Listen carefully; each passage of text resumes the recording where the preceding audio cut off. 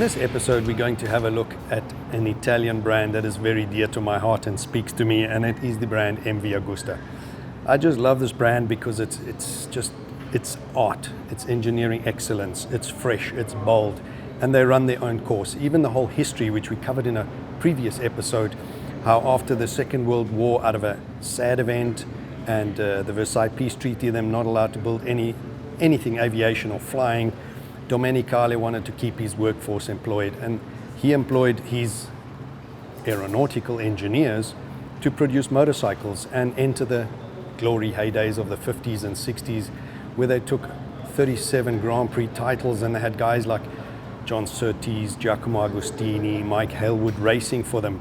And I just love the fact that MV Agusta to this day pays homage to that era, and even in their color scheme with silver at the bottom and red on top. I mean, it just harks back to those days and reminds you of what an amazing brand this is. But then sadly in 1976, with the closing of the company, that whole era came to an end. But then came Giovanni with Massimo Tamburini in the late 90s, and they came up with a design that was really worthy to bring about a rebirth of this brand. And they came up with this design here in front of me, the MV Agusta F4. And this design was so bold, so far in the future, that it had a lifespan of 20 years. These iconic 4 tailpipes up on top, single-sided swing arm.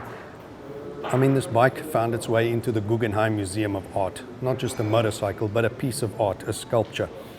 And it is just an amazing piece of equipment standing here before me today, 22 years old. Started life as a 750 all the way up to 1,000.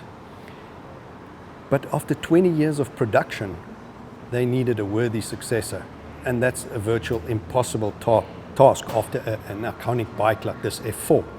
However, enter the year 2020, and now here we have the successor, the Superveloce, Italian for super fast. And in my opinion, they really got it right. This is a worthy successor. This is just clothed in an unbelievable bodywork. The lines, aggressive yet round, sculptured. Every time you see the Superveloce, you see new lines you haven't seen before. The angles, if you have a look at the belly pan at the bottom, it's not just a belly pan. The lines, the features in it, again, they kept that iconic heritage silver with red on top.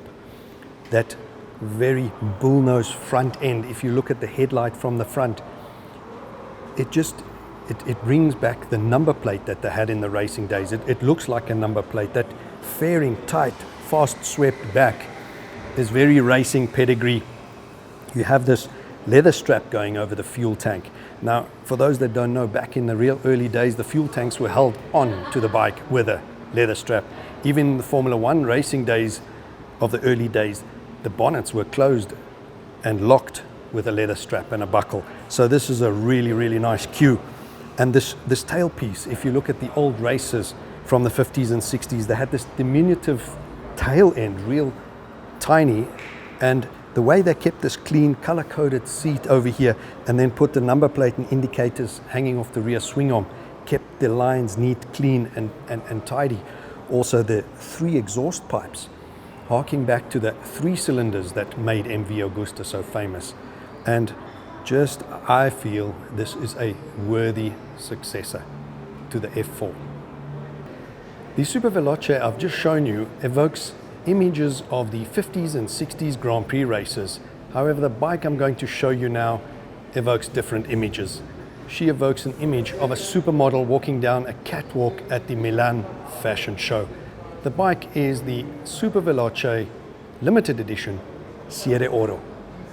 Serie Oro is Italian for Series Gold, and the very first one was launched in 1999 with the original F4 Tamburini design in a 750.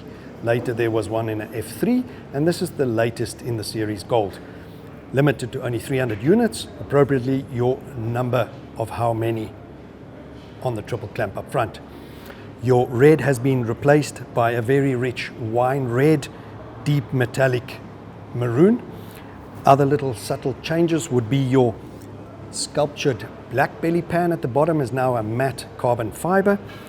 where your traditional dark blue Agusta or Superveloce sits, you now have blended through the carbon weave through the silver.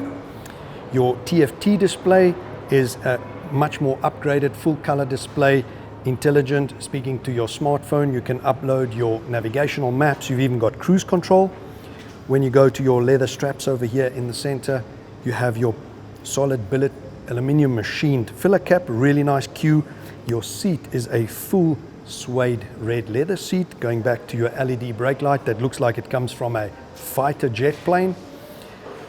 Other little cues like this asymmetrical exhaust pipe, 2 on one side, 1 on the other, pays homage to the original early day race day design, as well as your spoked wheels as per was in the day. I hope you enjoyed this rare opportunity with us to review and see this modern day classic that's sure to become an investment bike in the flesh. Only 300 produced, 1% thereof, which is 3 units only coming to South Africa. Huge thanks to Fire It Up, who are the importers of MV Agusta into South Africa, for this opportunity. And remember, click like and subscribe to see what's coming next.